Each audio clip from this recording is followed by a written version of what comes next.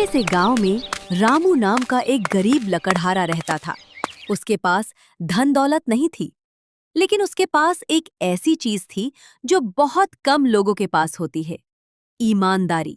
हर सुबह वह अपनी पुरानी कुल्हाड़ी लेकर जंगल जाता, लकड़ियां काटता और बेचकर अपने परिवार का पेट पालता। उसका जीवन कठिन था, लेकिन उसने कभी बेईमानी का रास्ता नहीं चुना। एक दिन रामू नदी के किनारे पेड़ काट रहा था। तभी अचानक उसका हाथ फिसला और उसकी पुरानी लोहे की कुल्हाड़ी सीधे गहरी नदी में जा गिरी। रामू घबरा गया। वही कुल्हाड़ी उसकी रोजी रोटी का एकमात्र सहारा थी। हे भगवान, अब मैं अपने परिवार का पेट कैसे पालूंगा? रामू नदी के किनारे बैठकर उदास हो गया। उसकी आंखों में आंसू आ गए। तभी नदी का पानी चमकने लगा। कुछ ही पल में नदी की देवी प्रकट हुईं। उन्होंने रामू से उसकी परेशानी पूछी। रामू ने पूरी सच्चाई बता दी। देवी नदी में गई और सबसे पहले सोने की चमचमाती कुल्हाड़ी लेकर बाहर आईं। उसके बाद देवी ने कहा, क्या ये तुम्हारी कुल्हाड़ी है?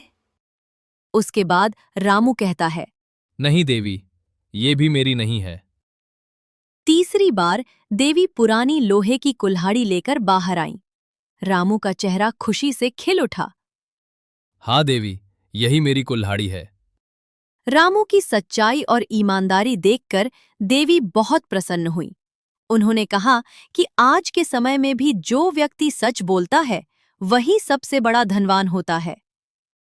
रामू, तुम्हारी ईमानदारी ने मुझे बहुत खुश किया है, इसलिए मैं तुम्हें तुम्हारी कुल्हाड़ी के साथ यह सोने और चांदी की कुल्हाड़ी भी उपहार में देती हूँ। रामू ने देवी का धन्यवाद किया और खुशी खुशी अपने गांव लौट आया। उसने कभी अपने धन का घमंड नहीं किया और हमेशा लोगों की मदद करता रहा। इस कहानी से हमें यही सीख मिलती है कि ईमानदारी का फल हमेशा मीठा होता है। चाहे कठिन समय क्यों न आए, हमें कभी झूठ और लालच का रास्ता नहीं अपनाना चाहिए। सच्चाई की जीत हमेशा होती है।